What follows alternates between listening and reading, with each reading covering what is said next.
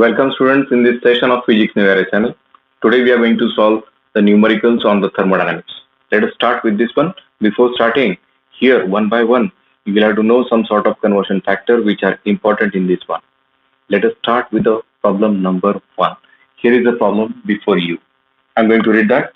Here, gas contains in a cylinder fitted with a frictionless piston expands against a constant pressure of 1 atmosphere from a volume of 5 liter to volume of 10 liter.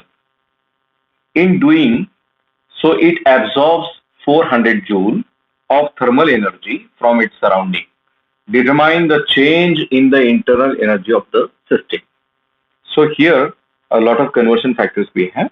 Here 1 atmospheric pressure, we need to convert that into Newton per meter square, as well as we need to convert that a liter means a volume, that 5 liter, 10 liter. Liter we need to convert into we know very well that is in meter cube. So let us start. Here what are the factors which are given in the first means fourth problem. Here it is the problem number 4 from the Bal Bharti book. So fourth, here what are the factors which are given? Here in this one, the pressure of 1 atmosphere.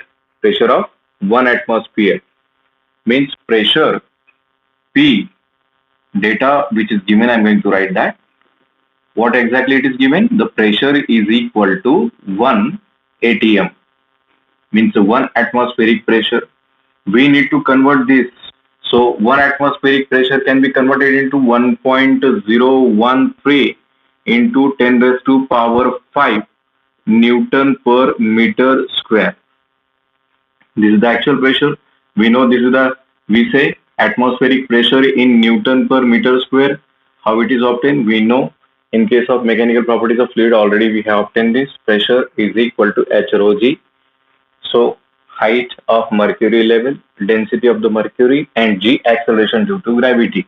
Well, we are going to multiply and going to get this answer, that is 1.013 into 10 raised to power 5 Newton per meter square. This is your atmospheric pressure, and then volume, it is going to increase, means yes, delta V. Obviously volume increases from, or volume changes from 5 liter to 10 liter, means difference between these two is 10 minus 5 liter, it is equal to 5 liter. But this 5 liter I need to convert that into meter cube. So 5 liter is equal to, 5 liter is equal to, here I need to write this as a liter. Okay, here also, here liter. So I need to convert that 5 into 10 raised to power minus 3 meter cube. This is the conversion factor before you. How to convert this? Liter to meter cube. Here is the conversion factor. And here 1 atmospheric pressure 1.013 into 10 raised to power 5 Newton per meter square. Then amount of energy supplied or absorbed. How much? Here it is given that 400 joule. That means delta Q. That amount of energy 400 joule. Nothing below to convert. So this is the given. So we need to calculate what? Internal energy. That means delta U we need to calculate. So we know that according to the first law of thermodynamics, we need to get, here it is, amount of energy supplied to the system is equal to, firstly it increases its internal energy and then external work has been done by the system. So this is your, according to the first law. Okay, this is the first law of thermodynamics.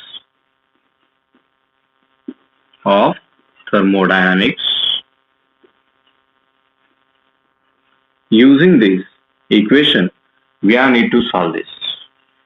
So delta Q we know already, it is given 400 joule. Delta U we need to calculate as it is. I am going to substitute, plus we know the pressure Pressure is how much? 1.013 into 10 raised to power 5 into delta V, that is 5 into 10 raised to power 3. So after solving this factor, if we multiply both, okay, here it is minus. So if we are going to, in multiplication, powers get added, and 1.013 multiplied with the 5, it comes out to be 5.065 into 10 raised to power 2. Here 400. So here it is delta U plus, here after shifting the point, here it is 10 raised to power 2 means multiplied by 100. So after shifting the points to the right, 1, 2. So 506.5. This is as usual 400 to the left hand side. So I am going to write here. We know very well that delta U, internal energy, it comes out to be 400 minus 506.5. So the expected answer, it comes out to be 106.5. But it is in minus. This minus, obviously it is energy, means obviously it is in joule.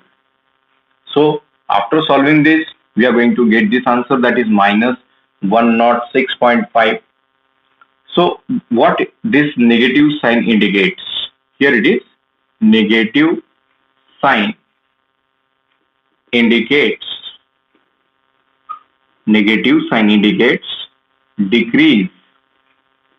decrease in internal energy. Decrease in internal energy.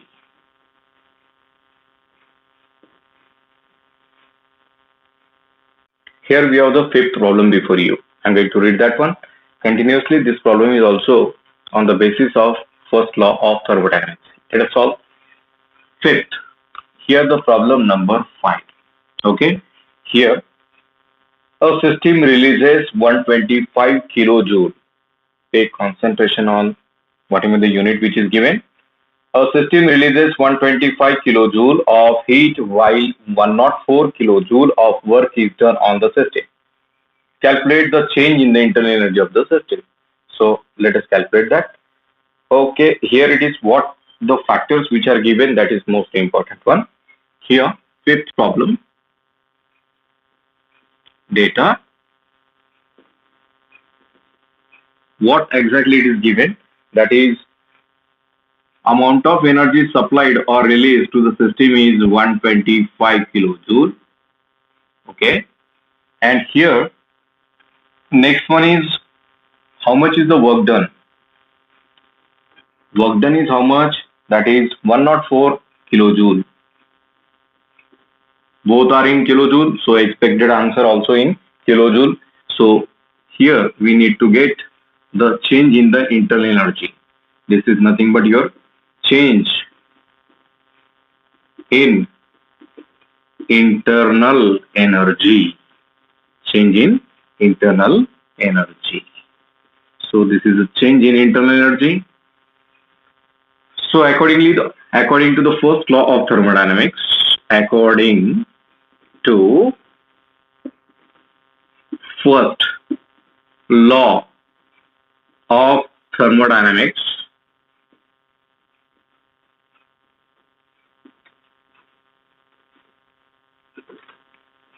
amount of energy supplied to the system, here I am going to write amount of energy supplied to the system, it increases its internal energy, then external work has been done by the system. So we know very well we need to calculate the internal change in the internal energy. So it is delta Q minus delta W. So delta U is equal to what the factor it is given, 125 kilojoule Don't need to convert because both are having the same unit, and we are going to get the answer in kilojoule. So 125 minus 104. So how much it is? That is 21. So 21 kilojoule is the answer for this. This is nothing but your change in the internal energy of the system. Here we have the sixth problem before you. Problem number 6. Here I am going to read. Read carefully. Here efficiency of Carnot cycle is 75%. If the temperature of the hot reservoir is 727 degrees Celsius, calculate the temperature of the cold reservoir. In degrees Celsius it is expected. So we need to get that. Before starting, once again, we have the data before you. Data, what exactly it is given. Here it is given efficiency of engine. Efficiency of engine. It is equal to, or it is denoted by the symbol eta, and we know very well that eta it is given, that is 75%. 75% means I am going to write 75 divided by 100. So it comes out to be 0.75. Efficiency is a ratio of similar quantity, so it doesn't possess any unit. So what exactly it is given? Always it is given that hot reservoir means the temperature of hot reservoir. Temperature of hot reservoir. Temperature of hot reservoir, it is denoted by the symbol, we say T1. So it is given here T1. So it is given in degrees Celsius. How much? 272 degrees Celsius. So T1 is equal to 272. How much? 227 degrees Celsius. 227. How much it is given? 727. 727 degree Celsius. So we need to convert this into Kelvin. So how to get this? 727 plus 273. Always we are going to add 273 so as to convert this into Kelvin. So how much it is? It is 1000. 1000 Kelvin. So this is a conversion factor. Just we need to add 273 each time so as to convert that degree Celsius into Kelvin. So we need to get the cold reservoir temperature. Temperature of cold reservoir. Temperature of cold reservoir. Reservoir. So T2 question mark. We know the equation for the efficiency, that is eta is equal to 1 minus T2 upon T1, or T1 minus T2 upon T1. I am going to write that. So here what the factors which are given, accordingly I am going to substitute here. Eta it is given 0.75. So 0.75 is equal to 1 minus here it is T2 upon T1. So 1 or T2 minus T1 it is taken to this side. T2 upon T1 it is equal to 1 minus 0.75. Obviously it comes out to be 0.25. 0.25. I'm going to write this side. Here it is T2 upon T1 is equal to 0.25, and already T1 it is given, that is temperature of hot reservoir. So T2 is equal to 0.25 multiplied by T1. So T2 is equal to 0.25 multiplied by 1000. It comes out to be 250 degrees Celsius. This is your T2. But we expect the answer in Kelvin. So we need to minus it. So this is the temperature. T2 is equal to 250 minus 273. Obviously, answer comes out to be in minus. So answer is, here it is, answer is 23 Kelvin, but it is in minus. This indicate what? The temperature of cold reservoir, it is decreased to this temperature. This is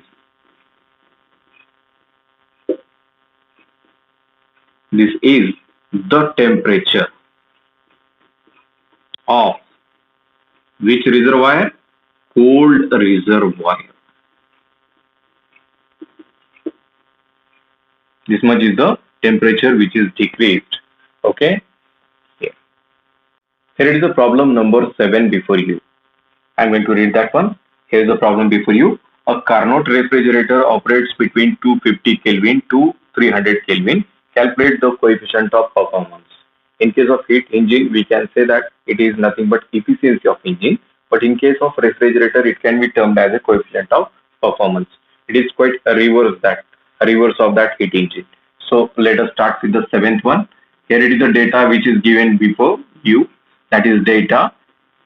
Here it is. So what exactly we need to calculate? We need to calculate the K, that is coefficient of performance. Coefficient of performance. Coefficient of performance in case of a refrigerator. And what exactly it is given, that is important. We say that temperature of hot reservoir, we say QH is the temperature of hot reservoir. Temperature of hot reservoir. Hot reservoir. So QH is how much? Temperature of hot reservoir is always higher. So it is always 300 Kelvin. What about the temperature of cold reservoir? Is the temperature of cold reservoir.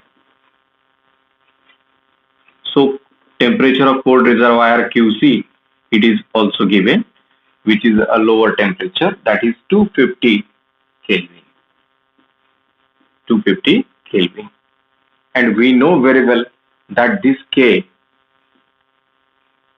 is nothing but a ratio of, we say, temperature of cold reservoir to the difference in between hot reservoir and cold reservoir. So K, coefficient of performance in case of refrigerator, which is given by temperature of